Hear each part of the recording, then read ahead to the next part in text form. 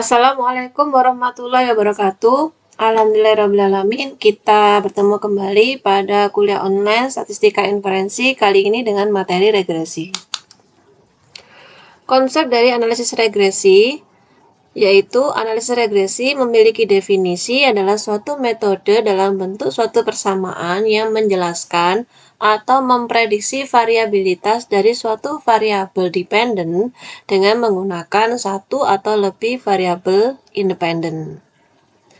Sedangkan untuk analisis regresi sederhana adalah suatu metode untuk menentukan garis taksiran terbaik antara variabel Y dan variabel independen X. Regresi linear sederhana. Nah, ini X mempengaruhi Y. Jadi Y, ini kata lainnya di buku-buku ada yang menyebutkan dependent variable. Saya centang aja ya. Ada yang menyebutkan variabel tergantung. Ada yang menyebutkan variabel respon atau respon variabel. Dan juga dikatakan sebagai explained variable. Kalau X di buku-buku atau di paper-paper yang mungkin Anda baca, ada yang menyebutkan dependent variable, variabel bebas, predictor variable atau variabel predictor, dan explanatory variable. Yang ini explained, yang ini explanatory, ya. Oke, perbedaan regresi dan korelasi. Nah, kalau yang kemarin kita sudah belajar tentang korelasi. Nah, sekarang apa bedanya sih dengan regresi? Jadi korelasi, is there an association between X dan Y? Yang harus kita tanyakan adalah, apakah ada hubungan antara X dan Y? How strong? Berapa kuatkah? Positif or negatif? Hubungannya positif atau negatif? Kalau regresi, how exactly does Y change if X change? Berapa tepatnya Y berubah jika X berubah? How much of the change in Y is explained? Seberapa banyakkah perubahan dari Y yang bisa dijelaskan? Ya. Ini kalau kita ingin membedakan, apa sih bedanya korelasi dengan regresi? Sama-sama X dan Y-nya ya. Kemudian Anda bertanya, apa bedanya sama regresi? Nah, ini konten utamanya ya. Kalau korelasi berhubungan dengan melihat hubungannya, kalau regresi melihat pengaruhnya ya. Melihat pengaruhnya. Ini tujuan regresi dan analisis korelasi. Regression analysis is used primarily for prediction. Ya, jadi memang analisis regresi memang digunakan utamanya untuk memprediksi.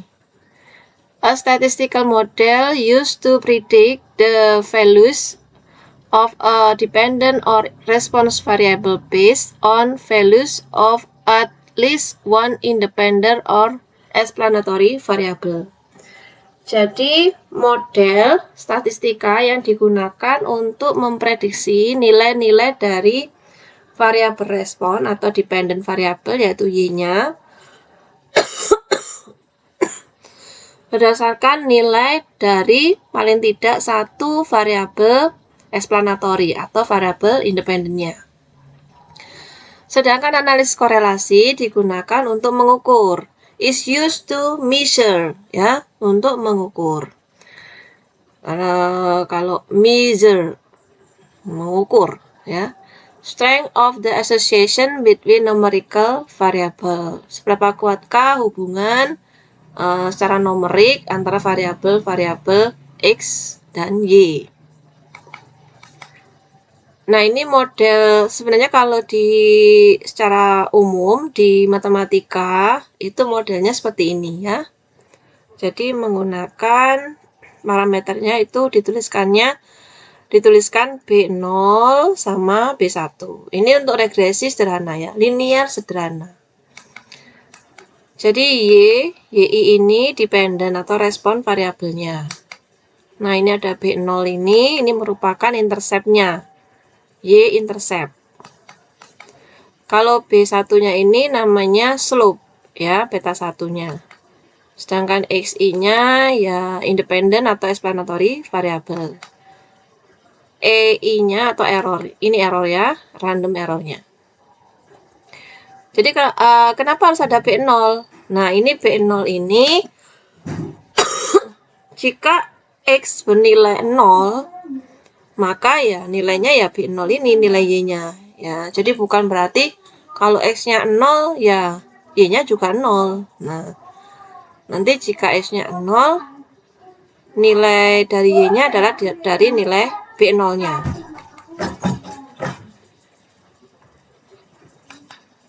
Hubungan rasional antar variabel.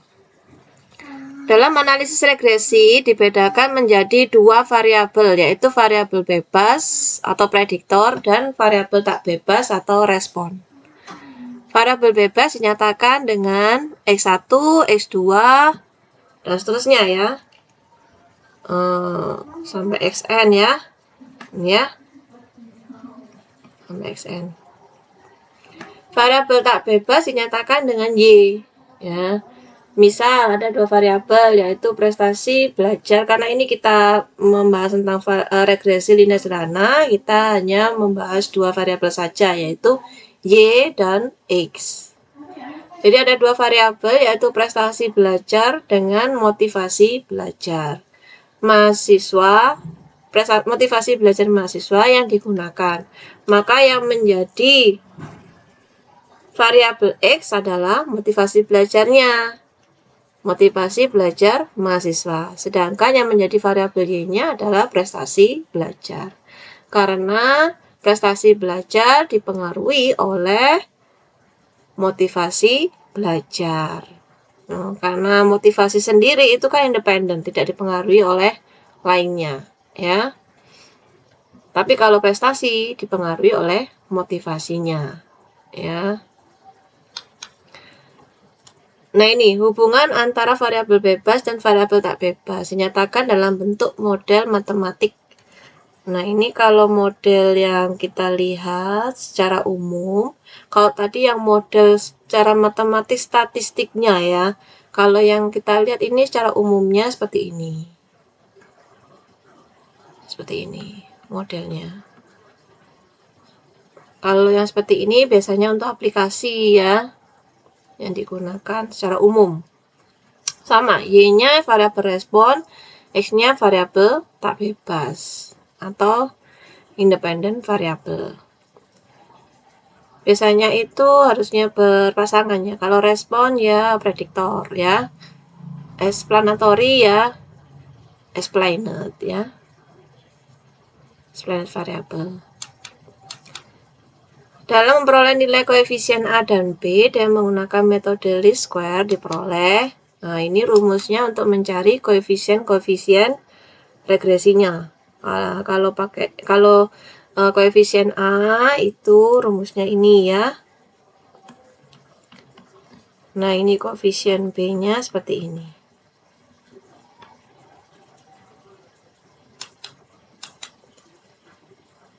Contoh. Diteliti hubungan antara motivasi dan kecenderungan berprestasi sekelompok pemuda terdiri atas 30 orang. Analisis data tersebut dengan menggunakan analisis regresi. Ini datanya ya. Nanti jangan bingung. Ini karena supaya menghemat tempat, ini lanjutannya di sini ya. Nah, di sini. Y-nya juga gitu. Lanjutan dari Y-nya di sini ya. Nah, ini. Oke. Nah, ini kita masukkan X-nya dan Y-nya. Ini memang saya jadikan satu SPSS ya. Jadi supaya ngumpul ketika saya membahas juga dalam satu program SPSS ya. Ini saya kasih nama XI dan YI. Ingat, SPSS tidak bisa menyimpan nama variabel yang sama. Jadi kalau sudah terpakai Y, ya dia nggak mau nyimpen Y lagi. Jadi ini saya kasih nama YI ya. Yang untuk X-nya saya kasih nama XI. Karena X saya sudah gunakan untuk yang lalu ya. Nah, ini ketika kita sudah masukkan ke bawah, lalu lihat variabel view. Nah, variabel view ini Anda bisa memberikan nama pada label, ini motivasi belajar, dan ini prestasi belajar. Untuk Y-nya. XI-nya motivasi belajar, Y-nya prestasi belajar. Kalau Anda mau mengurangi desimalnya juga bisa dinolkan ya. Ini juga 0 juga. Jadi nanti ini di belakang komanya ini nanti nggak ada komanya ya. Nggak ada 00. Tapi langsung 32 ya. Oke, langsung ke analyze. Kemudian regression, kemudian pilih linear, nanti akan tampil linear regression. Nah, ini dependennya apa? Berarti dependent variabel yang tergantung, berarti Y-nya. Ya, Y-nya. Kalau independent, ya variabel yang independent, yang tidak tergantung, yang motivasi belajarnya. Kemudian langsung klik OK. Klik OK ya. Nanti akan tampil seperti ini. Nah, ini kalau saya klik correlation-nya ya, nanti akan tampil seperti ini. Rumus correlation yang di regresi ini sama dengan korelasi yang sudah kita bahas yang kemarin. Sama ya. Nanti Anda coba sendiri. Di tugas juga ada, nanti Anda harus mencoba apakah benar nilai korelasinya adalah sebesar 0,876. Oke, tadi yang regresi saya lupa menjelaskan. Saya tidak menjelaskan menghitung secara manualnya. Nah, nanti tolong Anda coba sendiri, Anda hitung manual. Nah, itu nanti akan menjadi tugas Anda. Ya, dihitung secara manual apakah benar nanti hitungannya sama dengan menggunakan SPSS. Oke. Nah, ini di output regresinya akan tampil juga model summary-nya. Yang Anda lihat di model summary, ini korelasinya tadi ya. Nah, ini R square-nya. R square ini adalah kuadrat dari R-nya. Namanya saja R square, berarti R. Nah, ini R kuadrat. Jadi korelasinya dikuadratkan, nanti akan Anda peroleh 0,767. Nah, 0,767 ini berarti bahwa variabel motivasi belajar X berpengaruh terhadap variabel prestasi belajar Y sebesar 76,70%. Sedangkan sisanya yaitu 100% dikurangi 76,70%, yaitu 23,30%, dipengaruhi oleh variabel lain di luar kesamaan regresi tersebut atau variabel yang tidak diteliti. Jadi mungkin prestasi belajarnya mungkin dipengaruhi oleh kebiasaan belajarnya, ya, lingkungannya, dan lain sebagainya. Yang tidak diteliti di variabel tidak diteliti pada analisis regresi. Oke, yang terakhir ini kita lihat koefisiennya. Nah, ini kita lihat yang bagian yang ini. Konstan ini berarti dia adalah interceptnya ya, 8,244. Saya tuliskan 8,24. Sedangkan motivasi belajarnya atau B-nya itu, koefisien B-nya itu 0,68.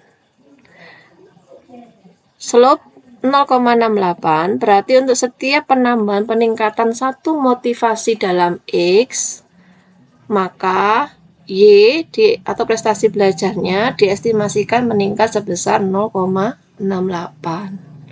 Jadi kalau dia peningkatannya X-nya nilainya berapa, nilainya misalkan 20, nanti bisa diprediksikan nanti prestasinya sebesar sekian gitu. Jadi memang untuk prediksi ya Y-nya. Oke, ini saya perlihatkan kalau menggunakan SPSS. Ini analyze, ya tadi variable view ini kasih nama saja. Ini kalau saya kurangkan desimalnya jadi 0, kita lihat. Nah ini ya, nanti dia tidak akan ada di belakang komanya ya. Analyze, kemudian regression, linear. Nah ini prestasi belajar, motivasi belajar. Anda bisa tampilkan yang lainnya kalau Anda ingin lihat ya. Collinearity, diagnostik saya tampilkan ini ya. Continue, kemudian kita oke.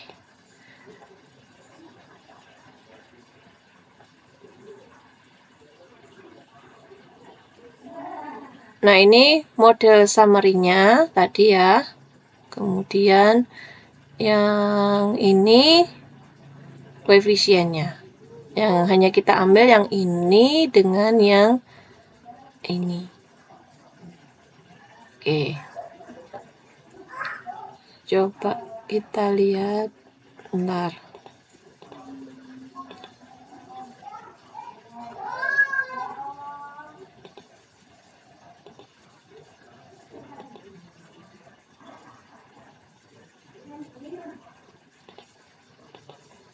Nah ini kalau hanya menampilkan sekiannya saja, nah ini bisa ditampilkan seperti ini koefisiennya, jadi nggak sampai toleran, sampai VIF-nya. Nanti Anda pelajari pada analisis yang lain ya, untuk melihat collinearity statistiknya. Ini yang diambil sama ininya. Nah kalau Anda masih ingin lihat korelasinya ya, correlate, bivariate ya, X dan Y. Nah ini kemudian persen, kemudian di oke. Nah ini ya 0,876 ya, sama ya. Nanti Anda 0,876 dia signifikan di alfa 0,01 ya, nanti Anda coba.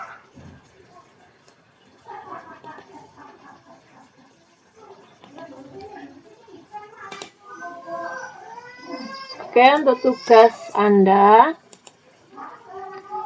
jelaskan apa yang Anda pelajari pada materi ke-12 dan pada saat apa Anda menggunakan analisis regresi. Pada contoh regresi, hitunglah analisis korelasinya secara manual serta menggunakan SPSS. Tampilkan output SPSS-nya. Hitunglah secara manual analisis regresinya. Nah, ini ada challenge buat kalian. Barang siapa yang bisa menurunkan rumus dari Y sama dengan A plus BX, sehingga diperoleh rumus koefisien A dan rumus koefisien B, seperti ini, ya. Ya, secara otomatis Anda, nilai UAS Anda adalah A. Ya. Kemarin saya sudah menurunkan rumusnya, saya habis 5 lembar. Ya. Semoga Anda bisa menurunkannya. Challenge buat Anda. Oke, saya akhiri. Saya mengucapkan terima kasih. Semoga Anda memahami mengenai materi analisis regresi ini. Dan dari saya mengucapkan terima kasih. Wassalamualaikum warahmatullahi wabarakatuh.